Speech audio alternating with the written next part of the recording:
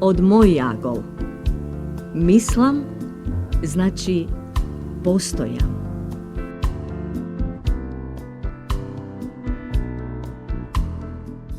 Неодамна слушнав интересен одговор на прашањето што е тоа уметност. Уметност е се она што не го разбираш, барем не до крај. Интересно звучи онака на прв поглед, а веќе на втор се прашувам дали и сите други работи што се случуваат во животот, а не се разбрани до крај, се нарекува уметност.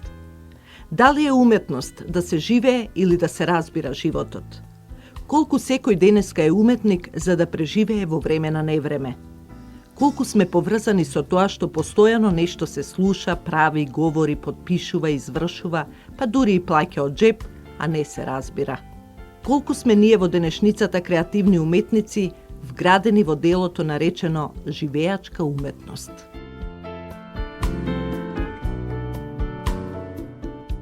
Честопати ме измачува трката и неможноста да се биде во вистинско време на вистинско место и при тоа да се работи вистинската работа. Тука и обседнатоста со постојано условно дадените можности и реално врзаните раце. Во просторот и времето се измислуваат 100 начини да не се заборави правото вистинското за времето и да се остане достоен на себе, но и на другите. Дали уметноста на животот е онаа што не се успева да се прочита логично од делата на современите сликари, вајари, дизајнери?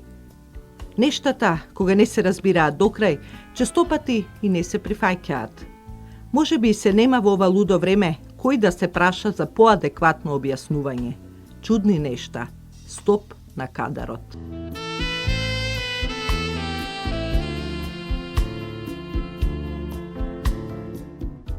По бандерите, ѕидовите, испишани графити, па и стихови во разни бои. Онака од мој јагол, со интересна содржина и привлачен склад за окото. Мислам додека постојам, па така неретко случајно или намерно, ги загледувам во движење. Некога застанувам и им посветувам повеќе внимание. Се обидувам да ја разберам пораката. Урбано изгледаат и имам чувство дека тој што ги насликал боите сакал да го покаже својот револт кон светот. Дали успеал? Тоа зависи од тоа колку има минувачи кои ќе застанат и ќе се ѕверат во неговото дело. Дали денеска има луѓе кои не се доволно гонети од животот, па имаат време за решавање на урбани ребуси? Дали пораката се пренесува ако не се разбира? Повторно се доаѓа до веќе познатото во размислата дека уметноста е се почесто тоа и она што не се разбира докрај, а насекаде е, во домот, на работното место, во најблиската продавница. И не само тоа. Слушајќи радио, гледајќи телевизија, читајќи весник, секојдневно се примаат илјадници пораки од секаков вид. Се обидува на некој свој начин да се разбере што повеќе од нив, да се вгради и постави во редот на информација од прв, втор или некој небитен степен. Сериозно, забавно, досадно и банално. Се добива чувство дека денес дури и рекламните спотови не се објаснети, а камоли разбрани докрај. Тие се веројатно направени од експерти во оваа област, барем така би требало да биде.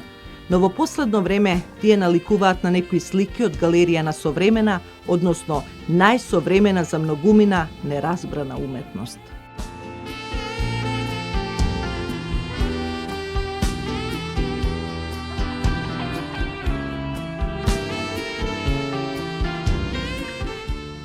Честопати вниманието го привлекува еден одреден интересен производ. По кусо време се добива информација дека постои цело море такви нови производи со компаративно слични, но и исти својства. Настанува бомбардирање од навидум исти слики кои не може да се дефинираат во нивните разлики. Почнува да се пребарува по интернет и се навлегува уште подлабоко во сето она што не се разбира докрај. Лажната едукација нема многу врска со поставениот проблем. Не е секој од нас експерт за електроника, за компјутери, за хемија, за медицина. Една стара поговорка вели, ако еден во друг се нацртани два концентрични круга, и ако помалиот е знаење, поголемиот незнаење, може да се дефинираат вака. Човек што малку знае, тоа е малиот круг, мисли дека многу малку не знае, големиот круг, и обратно. Човек што многу знае, малиот круг, брзо сваќа дека многу не знае, големиот круг. Се случува да се купи телевизор, компјутер, музички систем, телефон, навидум познати апарати. Се вели, сме имали и порано нешто вакво во домот, во работниот простор. Привлечени од боите, формати и убавината на дизајнот, поголема е оптовареноста со тоа каде функционално да се постави новиот производ, отколку да се седне и внимателно да се проучи упатството за употреба. Навидум, но само навидум, се е исто како претходниот апарат од таков вид. Ретко кој може да се пофали дека одлично ги познава својствата на новата техника која се поседува и повремено се обновува. Се користи само мал дел на можностите кои се платени во цената, а не се користат други, пред се поради сложеноста на далечинските и големиот број на дадени копчиња. Непознавање, незнаење, незаинтересираност, кој да се праша за совет. Се стравува потајно да не почне прашаниот да се сомнева во нечија интелигенција. При тоа се заборава одамна познатото дека е подобро да се биде помалку интелигентен 5 минути отколку целиот живот.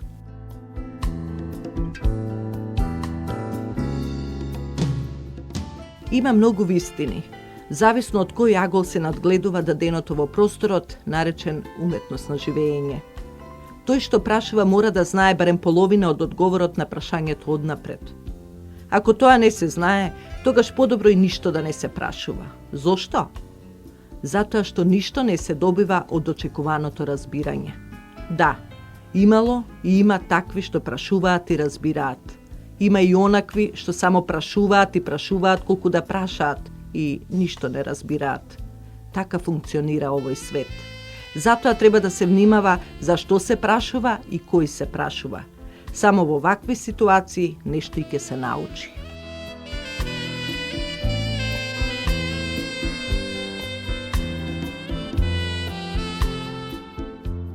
Колку пати се случило да се добие некаква сметка што треба да се плати, а не се разбира содржината на бројките поставени во некакви си редови. Се сведува на последната вкупна цифра која кажува за колку ќе биде олеснет семејниот буџет во скора иднина. Се појавува сличниот проблем од предмалку. Се земаат очилата, калкулаторот ви е врака и пак ништо. Се е тука, ама нешто не е како што треба. Ако се фрли сметката, не значи дека сте платили и тоа е крај. Напротив, каматите си работат. Дали ќе се оди кај тој што е издал, на некој шалтер преку кој треба надвикување со оние во униформите или за добележаното жолто, па сите да разберат колку не се знае, или едноставно ќе се подвитка опашката, ќе се плати пристигнатата сметка неразбрана до крај и тоа е изборот. Обично се прави дека се е јасно и нормално, иако во душата сигурно не е така.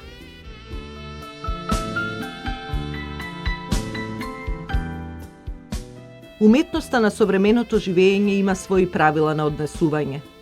Постојано се решава кои ќе се користат, на кој начин и по кој повод. Љубезноста и трпението спаѓаат во редот на елементи кои го сочинуваат урбаното живење. Дали се труди доволно да се разбера докрај секојдневните пораки? Дали се успева да се следи мноштвото на брзи слики и настани што доаѓаат од секаде? Дали се успева да се учи брзо, колку што тоа се бара? Бомбардирани сме со се и сешто. Дали сме само љубезни наблюдувачи или пак се обидуваме да дадеме одговор на она што не го разбираме докрај? Многу прашања што се уште чекаат свој одговор.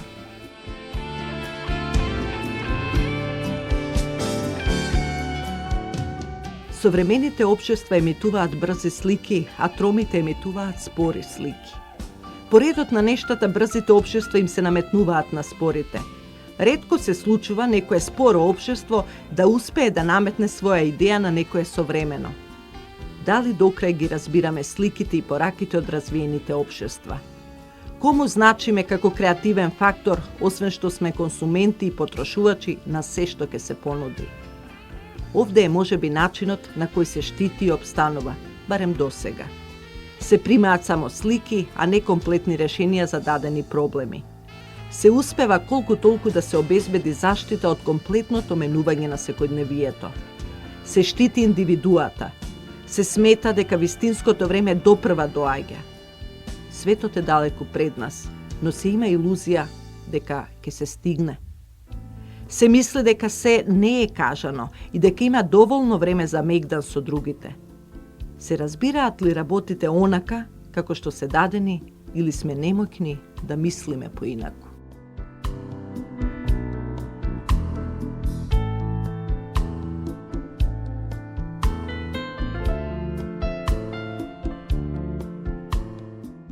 Што е тоа уметност на живење? Тоа е сето она што не се разбира до крај. Од мој агол. Мислам, значи постојам.